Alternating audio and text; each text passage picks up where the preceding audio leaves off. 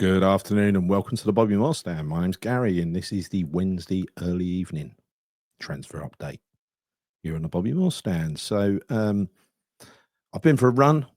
My mic's working. I hope you can hear me this time. Don't sound like I'm in a fishbowl. My new West Ham shirt's on again. And Raheem Sterling is not signing for West Ham. He never was. Who the bloody hell thought of that story? God, tenuous or what? Anyway, look, we've had some wonderful smoke and mirrors stories over the last couple of days. Henry Winter described this whole goalkeeper process as a masterclass by West Ham. I'm not sure masterclass in, I don't know, fucking car crashes or something. Anyway, we're going to talk about that. Before we go there, if you haven't subscribed to the Bobby Moore Stand, you watch our shows, please could you subscribe? Really helps us a lot, and hit the bell notification icon as well to be reminded of shows. And please give the video a like. It really helps us. Thank you. So on with the show. Bit of news to start with. Vladimir Sufal, Warrior, has found himself a new club. He's signed for Hoffenheim over in Germany. So brilliant news for him. Never really in doubt he was going to find himself a club, was it? So still got, at that pace, a lot slower league. At that pace, he'll do okay. He'll do okay. Crescencio Somerville, bit of kind of expected news, I guess. Suffered a minor setback and has gone to Germany for some rehab on his hamstring. So he's expected to be available for selection late August. So not so bad. Let's hope not anyway. Regards, move on to transfer news now. Outbounds. There aren't any. Literally the ones I listed, I've got on my list here: Paqueta, Emerson, Alvarez, Guido, Thomas Souček, James Ward-Prowse, Alphonse Areola. No, I've added Naya Figuered because literally the only bit of gossip, even though I've just seen another bit just now. Sunderland are sniffing around, but that's an old story. West Ham rejecting their advances. He ain't going to bloody Sunderland. Now, Edison Alvarez, there seems to be a really huge effort by the West Ham media team to put happy smiling videos of Edson Alvarez front and center, and I think that's good because it's kind of showing that they're drawing a picture of a happy bloke, right? A happy camper, and if he is, then we know he's a good player. If his head's right, he's in the right place, and he certainly seems to be. Certainly seems to have a lot of good rapport with the players. I don't know what he was passing around. Some drink he was passing around to different people, getting them to use it at training. Some sort of energy drink. I don't know what it was, but they all having a little sip at the same straw, or even one of the coaches. Souček has been linked with Leeds again. But again, I'm not sure I buy it, Leeds have got money to spend. They haven't really managed to spend much of it so far. I still think he'll go to Everton eventually, even though they've signed Kiernan Dewsbury Hall. So what you need there next to him is someone slow. Let's talk about the masterclass. How to sign a goalkeeper by West Ham United. What you do is you go and put in bids for about 5, and you use that to kind of pressure the one that you really want to lower their price. What I'm quite pleased about is, well, no, I'll come to that in a minute, right? But as you know from the last couple of days, Victor John, or John Victor, whatever his name is, I think it's Victor John, we put a bid in for him of €8 million, and then we upped it to 9 million, and then 9.5. It was a 10 million release fee. It's very likely that is going to be accepted. The goalkeeper has even been, I don't know whether it's Twitter or Instagram. I'm not on Twitter, so I can't tell. But apparently he's been kind of talking about it as though it's almost done. So that would be unfair on him, because what happened next was West Ham went back and put in another bid for Hermansen of Leicester. Now, we know this is the one that Potter and McCauley wants, because he's absolutely bang on for the Potter system. It is the one. There's certain positions in the team you can't mess around with. I've reluctantly got over the Callum Wilson thing, because maybe he will bring something from the dressing room, and maybe it's worth having him on the bench and having nobody. And in the priority list, striker is not on the priority list. That is clear. the one that I wanted, Evan Gosson, who I've rated since I reviewed him in January. Shame, but it looks like he's joining Villa. Rumoured to be the next Didier Drogba. We shall see. We shall see. He certainly looks like a talent, though. So it's like all these things, isn't it? Will he suit the league if he's going to Villa? I hope not. Nothing against Villa, by the way. Right. So it looks like overnight there's been some really positive progress on Hermansen. You know, we'd kind of allegedly threatened to walk away because we'd had another offer accepted over for Victor John, and it's Botafogo, Brazil, right? So we'd had and I think we were using that as a kind of leverage to try to get the price down on Hermansen.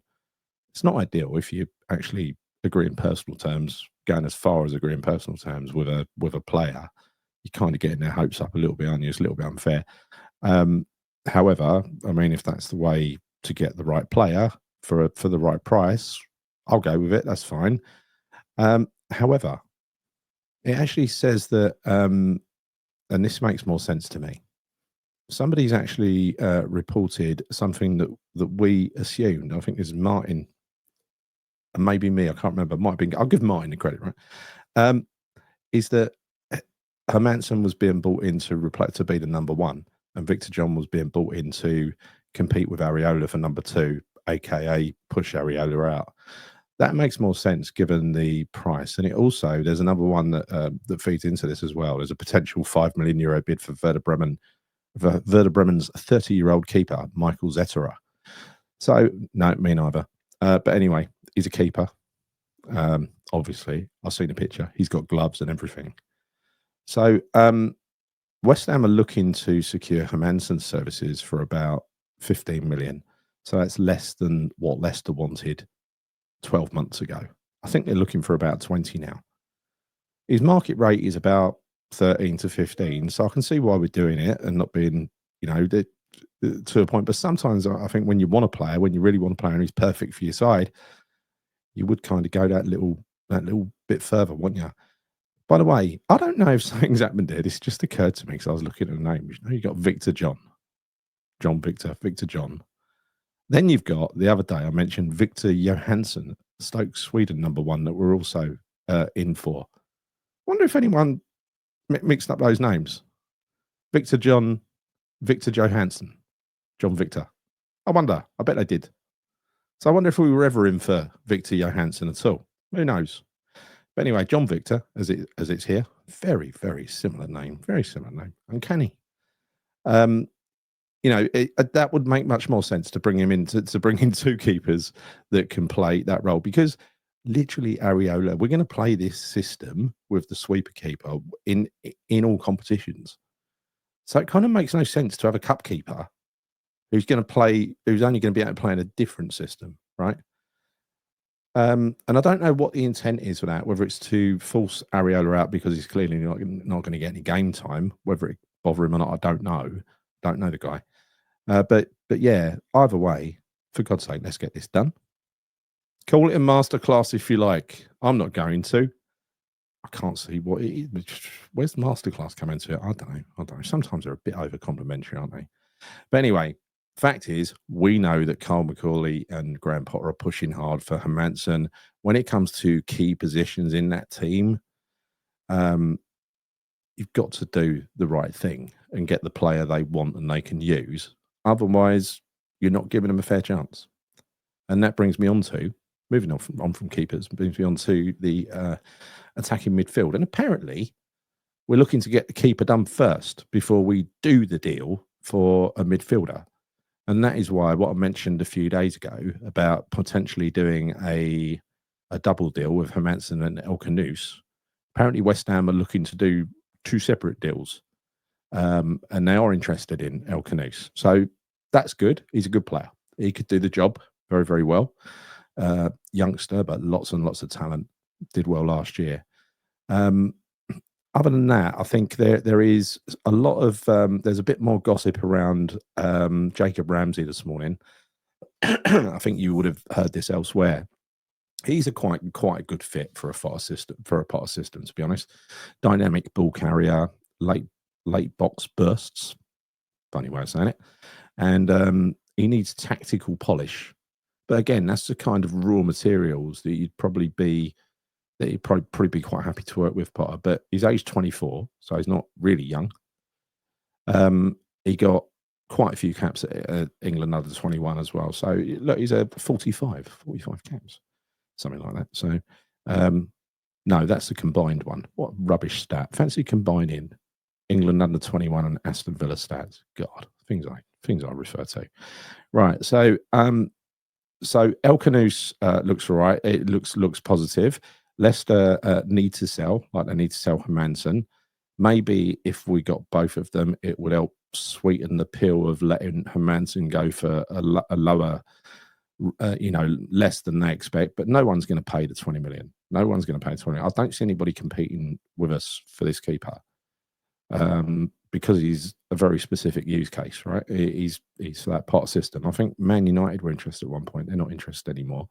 They've gone to look elsewhere. I think they've got some big name, as is the way with Man United, some big legend on their radar.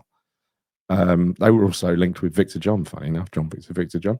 So Jacob Ramsey, he could be a good fit, a very good fit. But the fact is, it's his boyhood club, Villa, and he seems a bit reluctant to leave. And I get that. That's absolutely fine. But I think what he's got to understand from Villa's perspective, and Villa need the money, that's why they've dropped his price to a reasonable level, 30 million.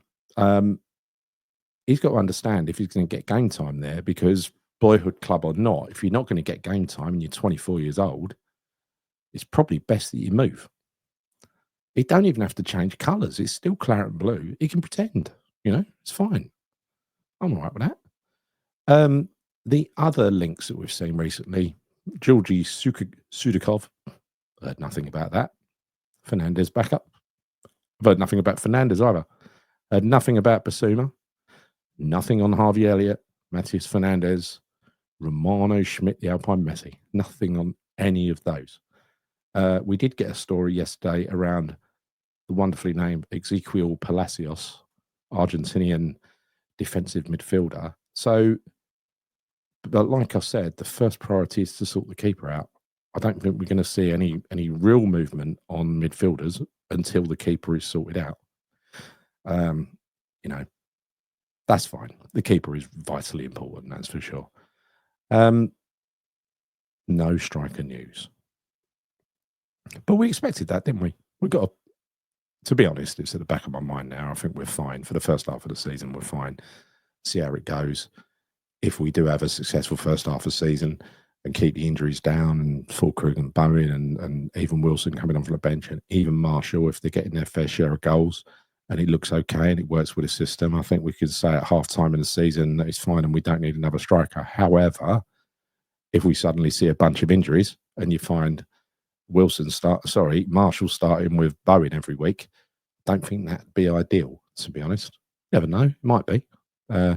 Sometimes these things happen by default, and they sort of work, don't they? But I'm just saying, we've got to judge it at half time in the season and see where we are. I think it's much more important to get all of the right pieces for the midfield, and that includes firstly, once the keeper's out of the way, you need the ball carrying midfielder, you need the defensive midfielder, because that is unless Edson Alvarez is going to stay.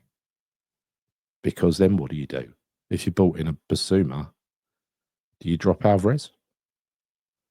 So again, I think there's a lot to play for in this transfer window yet. I think there's going to be, after the season, I think we'll see against Lille on Saturday who the kind of likely first team is going to be.